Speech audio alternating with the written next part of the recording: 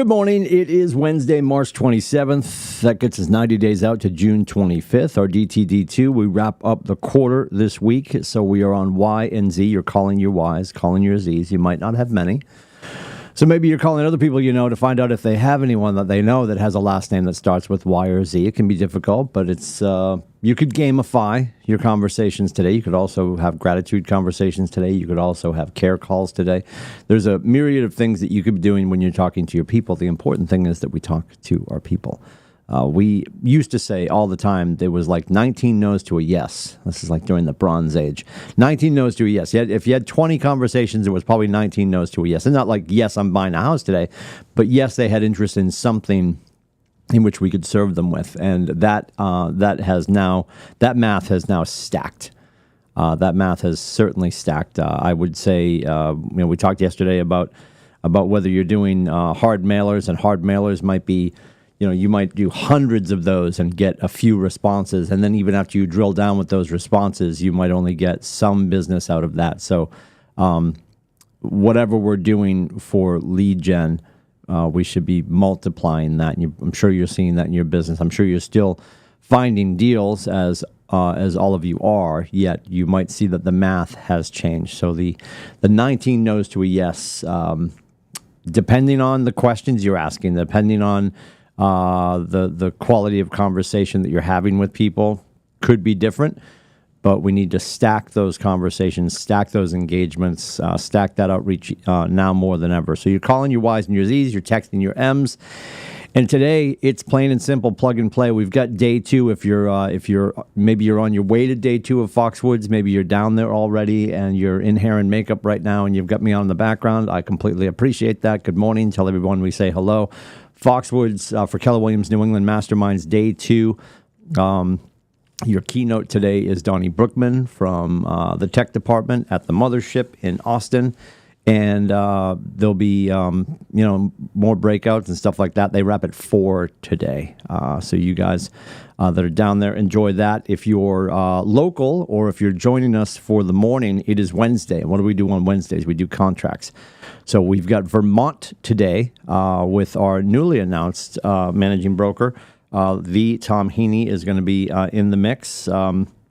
If you missed last Friday, Nathan made the announcement that Jennifer Vachon is stepping into the role of team leader, and that Jason Westcott will be joined by Tom Heaney in the legal department. So Tom is going to lead the conversation around Vermont today. That's at 9 o'clock, Keller TV.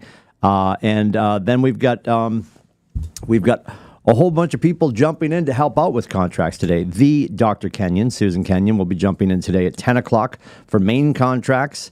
And then 11 o'clock, Carrie Kellerman is jumping in to do New Hampshire contracts. So 9, 10, 11, Vermont, Maine, New Hampshire. Tom Heaney, Susan Kenyon, Carrie Kellerman. So you're in great hands. That's all at Keller TV. Don't forget, we don't record contracts. It is be in the room and take part in the conversation. We do it every Wednesday. We've been talking about this incessantly. We do contracts every Wednesday, and that's one of the blessings of our market center. We've been talking about this compensation conversation since the Treaty of Versailles.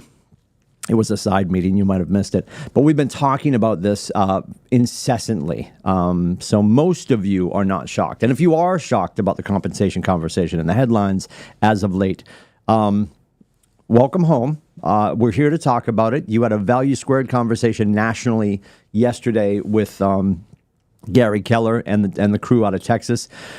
We're doing another one in April, and I apologize, the date is not off the top of my head right now, but JV and the crew are going to host another conversation for our local value. That's going to happen in Meredith in the month of April.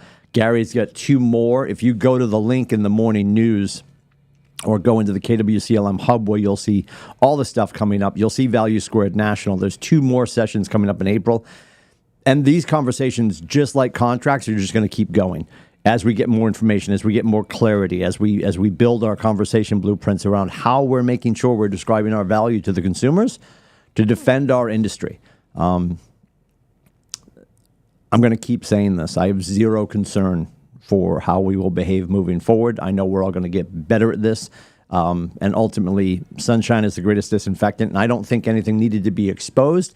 I think we needed to maybe uncover the language that we sort of put to the side because it was easier just to say, you know, the 4-letter F word to the buyers that ultimately got us here, which was free. We're going to stop using that kind of language, and then explain why the compensation for both sides of the deals is always going to benefit everyone, because representation for both sides of the deal is going to be wildly important moving forward. Enough about that. Contracts today, 9, 10, 11, Vermont, Maine, New Hampshire. What I did want to talk to you about today, and I know I talk about it all the time. If you have never read anything from John Maxwell, he's got a great website. He sends out daily videos. He's got phenomenal books that he's written. You know, the Laws of Leadership. He's got a new one that just came out or is coming out. John Maxwell is a phenomenal thought leader and coach. I would argue across all industries. He's been very close with us at Keller Williams. And I caught a video the other day where he was talking about if you spend, because there's all these I shouldn't say arguments, but there's different theories around what does mastery look like. And most people will contend that 10,000 hours spent in any discipline will usually help you arrive at mastery. So what does that look like? I think since I started coaching here at the Market Center, and I stepped into that role back in October of 14. So if I probably added up all the half-hour one-on-ones, have all the time in the classroom and, you know, whatever, but let's just call it the half-hour one-on-ones. If I added all that up, have I arrived at 10,000 hours of coaching, in which I've both been coached by a MAPS coach, coached by Nathan, coached by Gary, or in coaching with 10,000 hours of coaching under my belt. And I don't know if we're there or not. I haven't done the math. My abacus is broken. It's getting fixed this week, though. Does that necessarily mean that I've arrived at mastery? I would say that's up for debate. And again, mastery doesn't mean that you are a master of the discipline. You're a master of yourself in the discipline. So he talked about the fact, sort of in a different way. John Maxwell said, if you spend 1 hour every day for the next 5 years focused on one single discipline, you would become an expert in the field.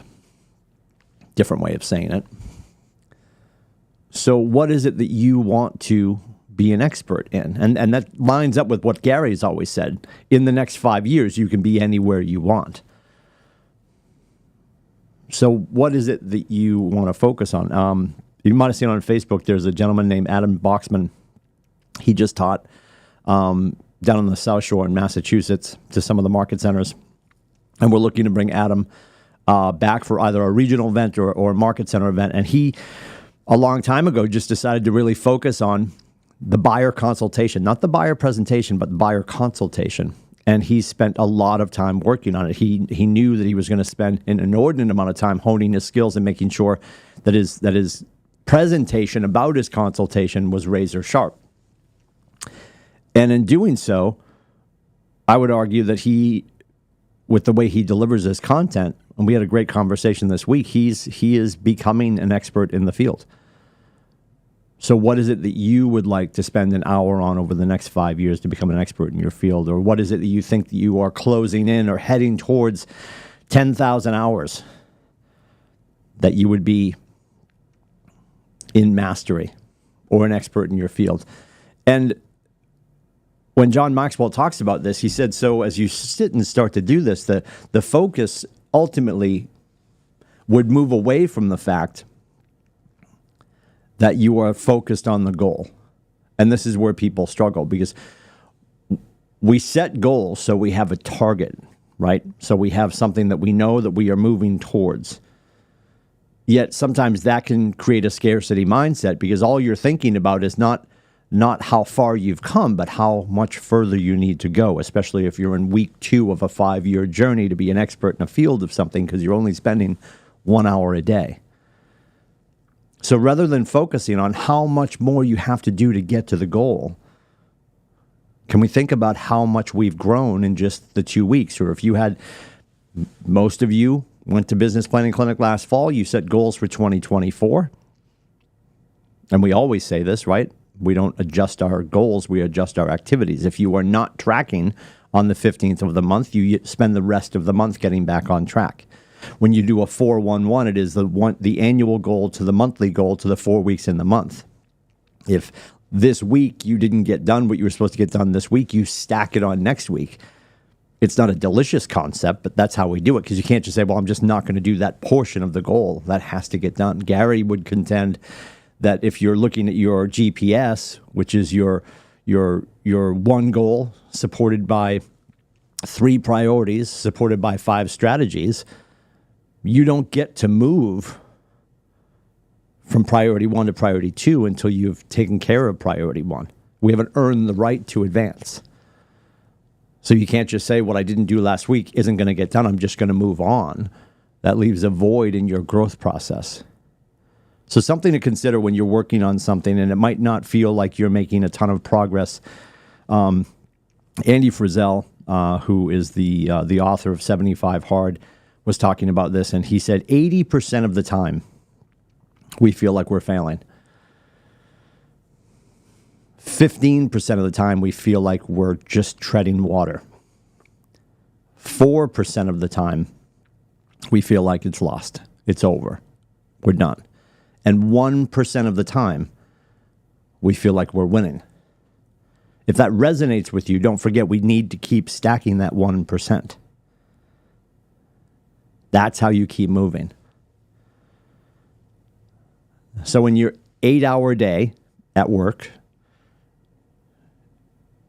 and sometimes that can feel like a 27-hour day, I get it. Let's focus on the 1%. Not what didn't go well, not how much further we have to go, but how much we have accomplished, how far we have come, and the position that puts us in to wake up tomorrow and grow just a little bit more. If I can help you with this mindset, if I can help you with these conversations, if I can help you strategize and maybe adjust your activities so we can get you back on track for your goal, I'm here for it. Let me know. It is 603-834-2856. You can also book my face at meetwithcoach.com. I'll see you in and around the internet and the market center. Have a phenomenal day.